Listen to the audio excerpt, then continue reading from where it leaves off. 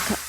இரவு நேர பிரதான செய்திகளின் ஊடாக நர்மதா சிறையில் முதலில் தலைப்புச் செய்திகள். தங்கம் வாங்குவோருக்கு மகிழ்ச்சி தகவல். சடுதியாக குறைந்த விலை. பெரும்போக பயிர் சேதங்களுக்கு இழப்பீடு. விவசாயிகளுக்கு மகிழ்ச்சி தகவல். ஈரானில் இருந்து ஆப்கானுக்கு தப்பி செல்லும் மக்கள். இனி விரிவான செய்திகள். இலங்கையில் நேற்றுடன் ஒப்பிடுகையில் இன்று தங்க விலையில் குறிப்பிடத்தக்க வீழ்ச்சி பதிவாகியுள்ளது. இலங்கை நகை வியாபாரிகள் சங்கம் இது குறித்த தரவுகளை வெளியிட்டுள்ளது. இதன் அடிப்படையில் நேற்றைய தினம் 4,10,000 ரூபாயாக காணப்பட்ட 24 கேரட் தங்க பவுன் ஒன்றின் விலை இன்று 4,06,000 ரூபாயாக குறைந்துள்ளது. அத்தோடு 24 கேரட் தங்க பவுன் ஒன்றின் விலை 4,000 ரூபாய் வீழ்ச்சி ஏற்பட்டுள்ளது. அதேபோல் நேற்று 3,79,200 ரூபாவாக விற்பனை செய்யப்பட்ட 22 கேரட் தங்க பவுன் ஒன்றின் விலை இன்று 3,75,500 ரூபாவாக குறைந்துள்ளது. இதற்கமைய 22 கேரட் தங்கத்தின் விலை 3,700 ரூபாய் வீழ்ச்சி பதிவாகியுள்ளது.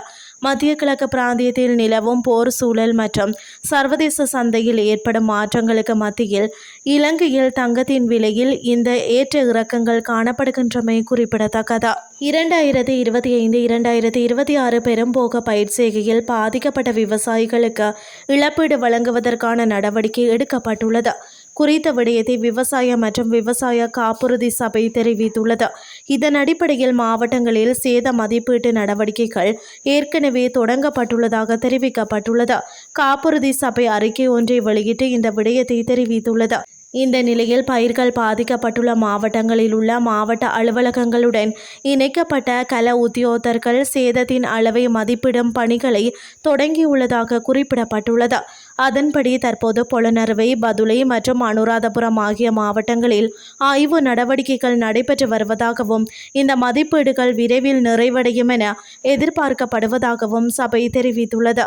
சேத மதிப்பீட்டு செயல்முறை முடிவடைந்ததும் விவசாய அபிவிருத்தி திணைக்களத்திடம் இருந்து பரிந்துரைகள் பெறப்படும் என்றும் அதன் பின்னர் ஏற்பட்ட உண்மையான சேதத்தின் அடிப்படையில் உரிய இழப்பீடு உடனடியாக வழங்கப்படும் என்றும் சபை தெரிவித்துள்ளமை குறிப்பிடத்தக்கது.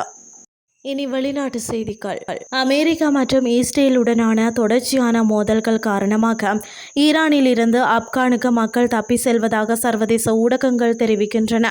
இதன்படி மோதல் தொடங்கியதிலிருந்து ஈரானில் இருந்து 25,000க்கும் மேற்பட்டோர் ஆப்கானிஸ்தானுக்கு தப்பி சென்றுள்ளதாகவும் தெரிவிக்கப்படுகிறது.